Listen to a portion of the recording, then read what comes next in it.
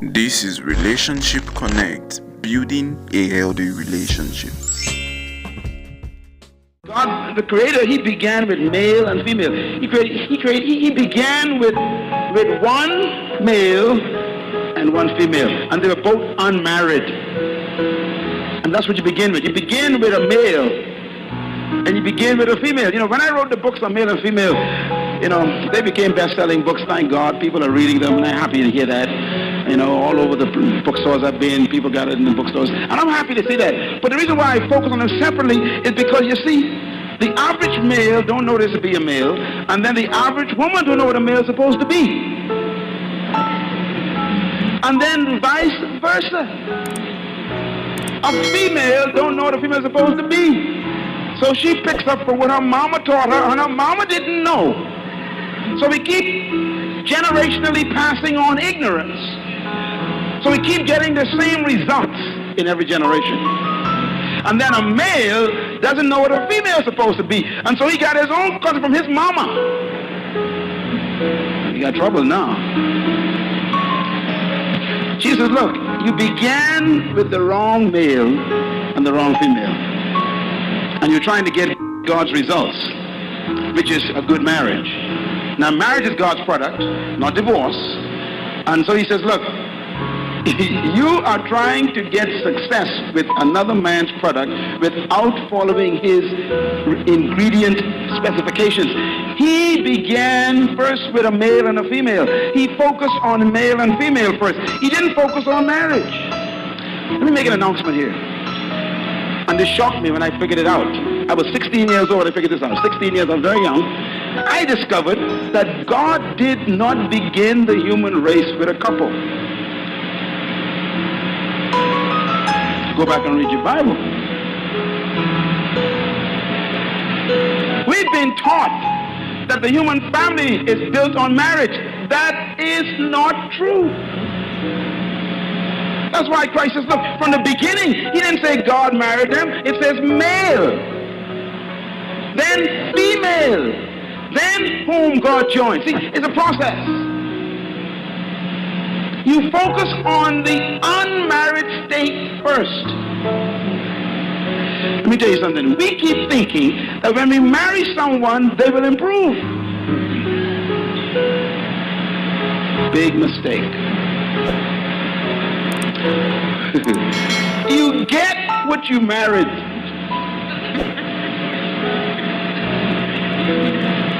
If she is lazy before the altar, there's a lazy woman in a white dress walking down the aisle towards you, brother. Nothing happens in the church. No change, nothing. If he is mean, stingy, like to keep his money tight, selfish, you got a tuxedo with selfishness on the inside, and you're going to sleep with selfishness and stinginess that night. Nothing happens at the altar. So what you got to do is sort out all that before you decide to go to the altar. Now tell me plain, are you stingy? Let me know now so I can prepare myself. I don't want no surprises in the middle of this thing, you know. And that's why you should not rush into marriage. The Bible says be sober with marriage. And the word sober doesn't mean you were drinking. The word sober means objectively thinking. That means you analyze, calculate, you systematize, scrutinize, you dissect. Then you dissect. And when you are satisfied that you know the sinews and the ligaments of this person's personality and how they act under pressure. Oh, Lord. That's sober. Very sober. You see, when two people are in love, they never tell the truth. Why? It is not in your best interest to tell the truth if you are in love with somebody.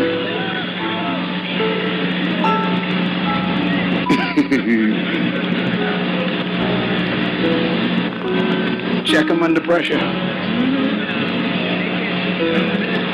You ain't married, right? So you say, I can pick you up at 5 o'clock from work. You ain't married, you know. And guess what? Something happens and you come late, 5:30. Matter of fact, you should try this. Oh, this is mischievous, but I'm going to say it anyhow. This is mischievous. Come late intentionally and then start taking notes. See how they act under disappointment. Why? That's what you're going to live with the rest of your life. Where you been? I've been standing in the corner, all this carbon dioxide. Whoa. I didn't know you was like this. See? It's a little test. It's a little test. Pressure. Pressure. Go to a restaurant and pretend you forgot your money.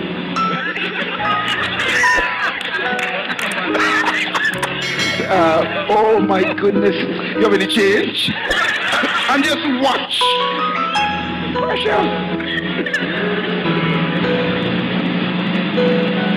Male and female. He said, go back and check the male and female first. The lowest denominator of human relationship in social development is not marriage. It's singleness. It's better for you to study a person while they're unmarried and single and decide before that whether you can live together. Because after marriage, it's too late.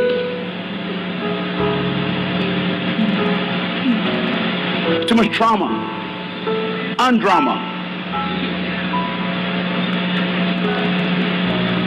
Sometimes you got to decide, I don't know if it's going to work. And be honest. Because marriage is not a joke. We've made it very light. It's not. That's why we got so many hurting people in our society. I mean, they mad at everybody, including God, because their relationship didn't work out. And they can't blame God. They didn't follow his recipe. Oh, by the way, when Christ finished this seminar, the seminar was so heavy. I won't go through it, but let's read what the disciples said at the end of the seminar. Because he talked about, single, male and female. And for this reason should a man leave his mother and father and cleave unto his wife. Verse 5, the two shall become what? One flesh. There's that term again. So they are no longer two, but one. They are no longer two, but what? One. That includes salaries. See, you can't handle one.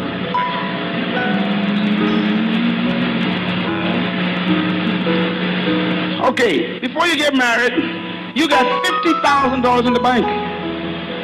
And she got $200 in the bank. $200. You got $50,000. See, and the problem, no, let's reverse it. She got $50,000, you got $200. See, and now you're going to get married. What you going to decide here? Problems right away. I saved up all of my money as a single woman, and that's my account, and I labored, and I stored up, and I disciplined myself, and you only got $200, and that's all you're bringing. But let me tell you something. See, and that ain't one. You're making a deal. Let's make a deal.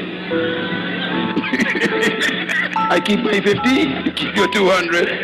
We'll sleep together, have fun, but don't fool with my 50. See, that ain't marriage. That's an arrangement.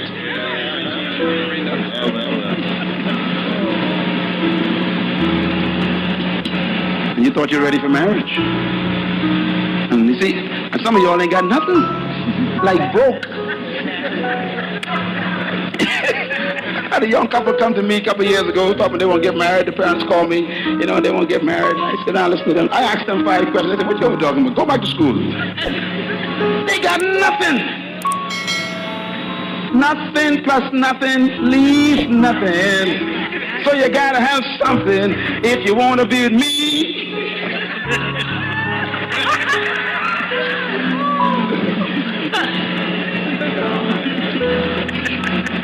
Two shall become one. That means to marry someone, you got to be willing to take your $50,000 and submit it not to the person, but to the institution of marriage. It becomes property of the institution. What a sacrifice. Some folks ain't ready for that. Verse 6.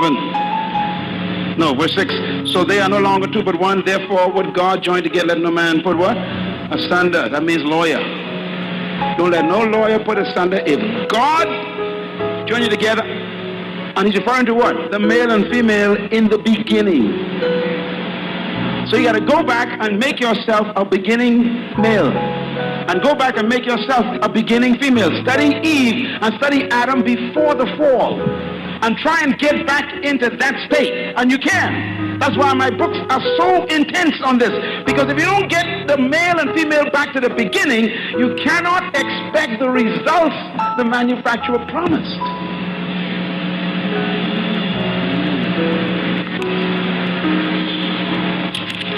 I told you in the last session that we have relationships like we have cookbooks, you know, we like cookbooks. We like buy cookbooks. On one picture, the page, I like the pictures in the cookbook. The most beautiful pictures in the world are cookbook pictures. Come on, talk to me. Lord have mercy. Everything finished and nice. Baked, everything baked. On the other page is a whole lot of writing. Not edible at all. And most of us want the picture without the recipe. The question was, here's the question. They were looking at the picture and they said, why did the cake fall? Why is this bread dumb, hard? Why did this cake collapse? And Jesus says, well, ain't no mystery. Let's go back to the recipe page. No. We just want, no. He said, go back to the beginning. Find out what you baked this with. Yes, sir. Yes, sir. Don't blame the cake. Nothing wrong with this cake.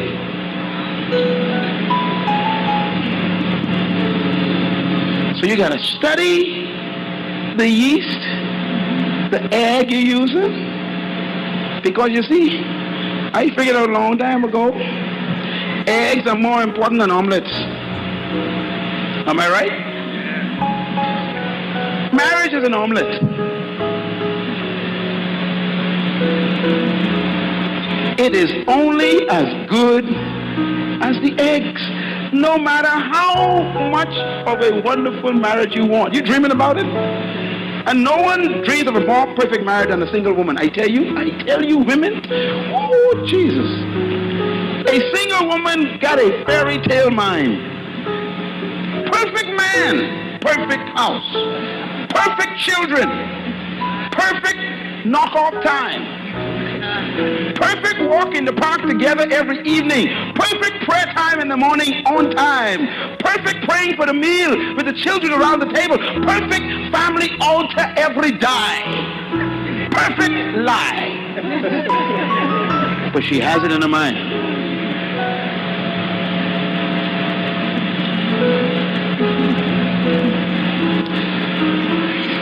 But she don't study the eggs. I told you all I did an experiment years ago. I did this. I never forget the experiment. I put a hole in one of the eggs and I left it outside the refrigerator for 5 days. It was stink. It stunk. Then I took a fresh egg out of the refrigerator and I made an omelet out of the 2 eggs and I fried it. My mom almost killed me. It stunk the whole house. And the omelet was so stink. Obviously, you know, I couldn't eat it. But it was my experiment. My experiment proved one thing. Actually, 2 things. One, no matter how good the good egg is,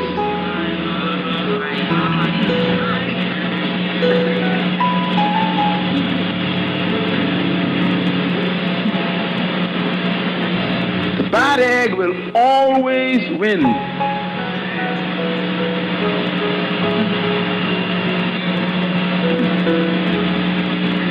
Well, I know he don't go to church. I know he don't read his Bible. I know he ain't a Christian. I know he don't study the word. I know, but he's a nice guy. He nicer than some of the Christians I know.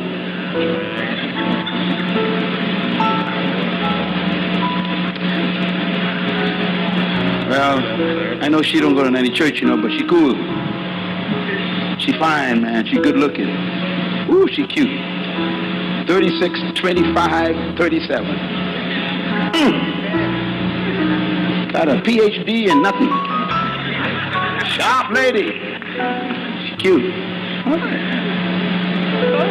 Don't worry, Pastor. After we get married, I'm going to get her to come to church.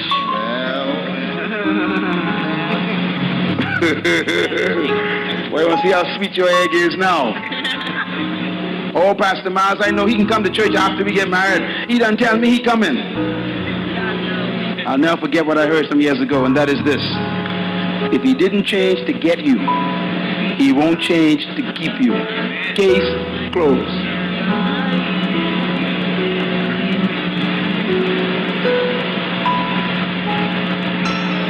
Bad egg, bad omelet.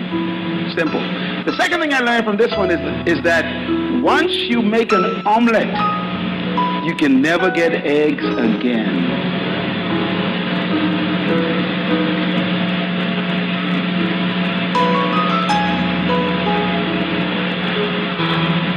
So what you got to do is seriously think about who you should crack with before you yoke up. Study the yolk before you crack. In other words, if they got a crack in their character, you can have yourself a stinking omelet.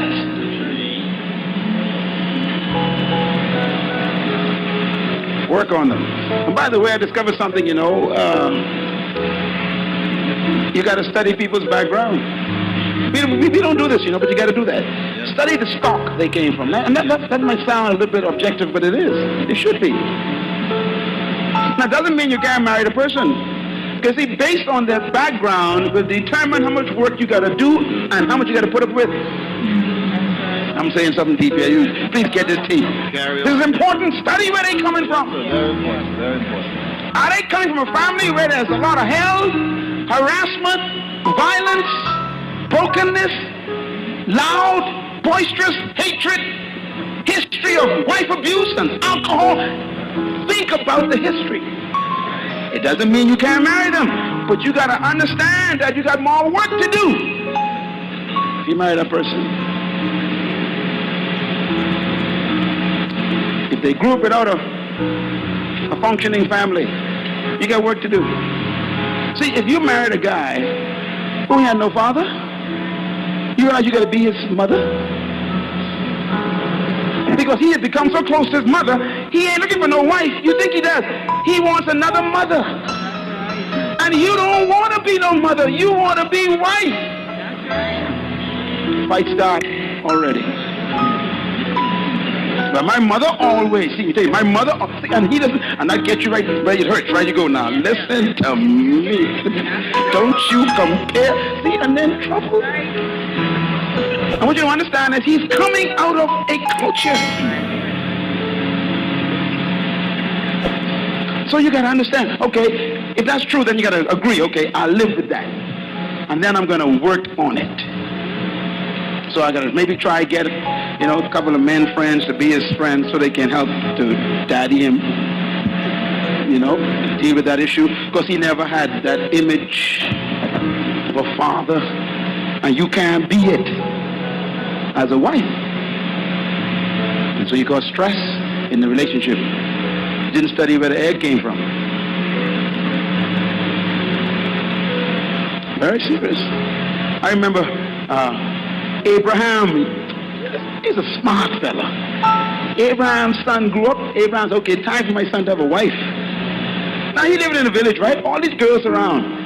He told the servant, he said, look, there's another village down the street. Watch him now. Why? He choosing stock. Some of y'all don't choose stock. He said, there's a village down the street where my kinsmen are. Yes, sir. People who are like me, think like me, got the same standard of mentality like me. He said, go to that area there. He says, and find a woman for my son. If she comes out of that stock, she come already with some stuff. My son ain't got too much work. Some of you thought you married someone. You didn't marry them, you married their mother. You married their father. And instead of spending time enjoying each other, you're spending time babying the person. It's frustrating. Check the egg before you crack it. Don't make omelet before you are satisfied that you're willing to live with the yolk. There ain't no perfect people in the world, but at least get as close as possible before you crack. Minimize the work.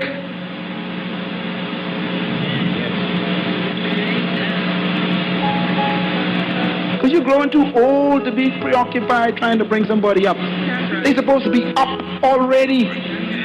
You're all quiet, man. What happened? See, you don't want to bring nobody up. You married, you're an adult now. You want to live with an adult, not a child. Some folks ain't there. They're 50 years old and still growing up. And then they marry you. Or you marry them. And then you wonder, why is this so difficult? It ain't difficult. You just didn't check the stock.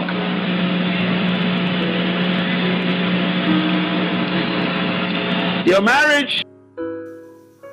Thank you for watching up to this point of the video.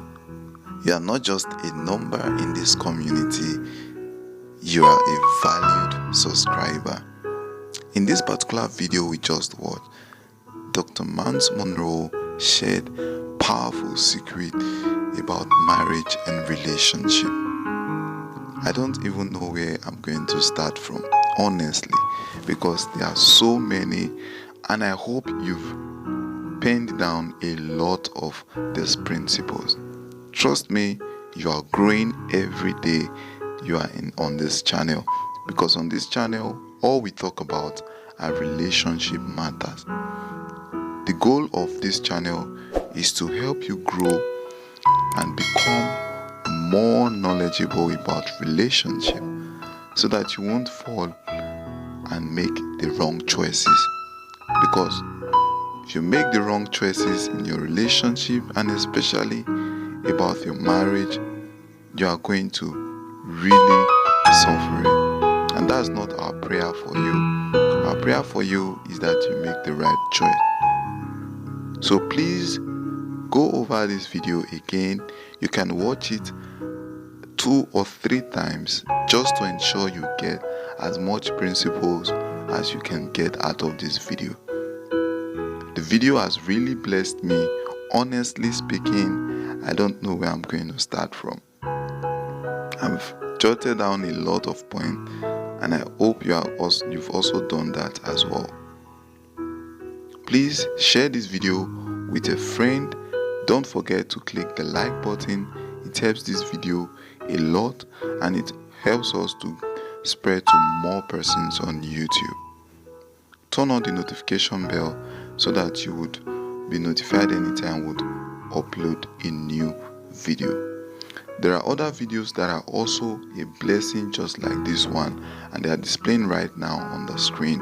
Please click to learn more and be blessed.